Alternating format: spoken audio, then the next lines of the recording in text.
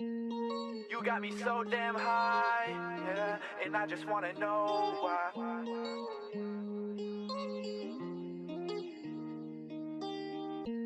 Donc dès que j'ai su qu'on pouvait partir au Québec, je me suis dit qu'il fallait que je saisisse ma chance.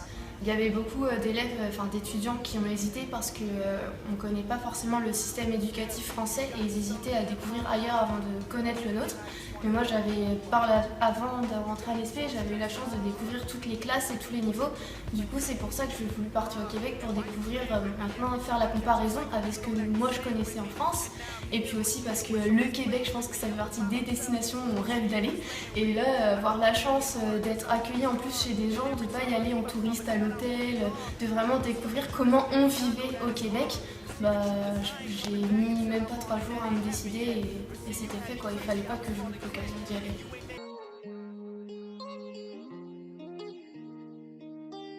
En quelques mots, donc ce serait skidoo, le sucre à la crème, le fait que les enfants mangent du concombre au poivre à 10 heures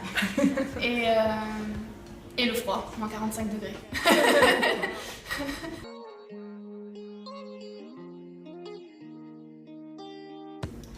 En fait, c'est vraiment pour découvrir premièrement une nouvelle culture, un nouveau système éducatif pour comparer le système éducatif québécois à celui français, voir les différences, les ressemblances et voir aussi ce qu'on peut apporter dans notre enseignement de tous les jours parce qu'il y a énormément de différences, on l'a vu aujourd'hui. Donc, de pouvoir vraiment intégrer ça dans notre enseignement, c'est toujours enrichissant. Et évidemment, découvrir le pays, faire un échange étudiant, c'est encore une fois une très belle expérience. Donc, Eurostar me tentait beaucoup.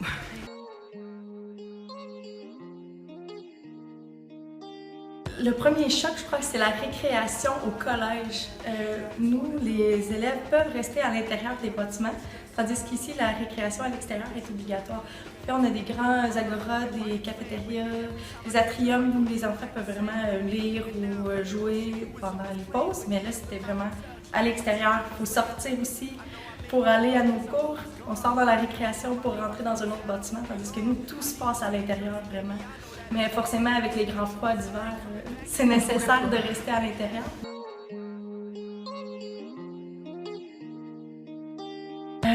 Les bâtiments, l'architecture, en fait, c'est très différent. On pourrait dire qu'au Québec, c'est nouveau. L'essor s'est fait en 1960 environ, tandis qu'ici, des bâtiments qui datent du Moyen Âge, c'est fascinant.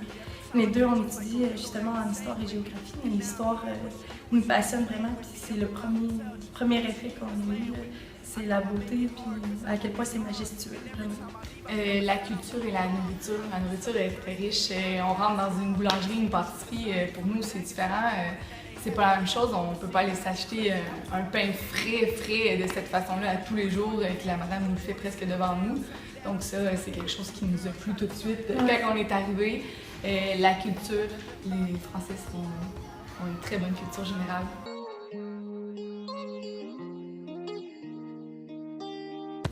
Mon Dieu, l'accueil de Camille, c'est simplement merveilleux. Je pense que les Français en général sont très accueillants. On a fait le tour un peu de ses amis, sa famille. Dès le départ, en rentrant, on se sent vraiment très bien accueillis. En fait, c'est un gros merci. Cette expérience-là nous a ouvert mille et une portes, faire rencontrer des personnes fantastiques qui vont avoir de la difficulté à quitter par après. Donc, vous étiez rencontrés quand elle est venue ou pas du tout?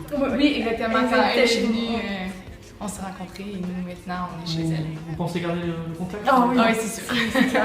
C'est obligé, je crois. Super, merci beaucoup. Mais merci.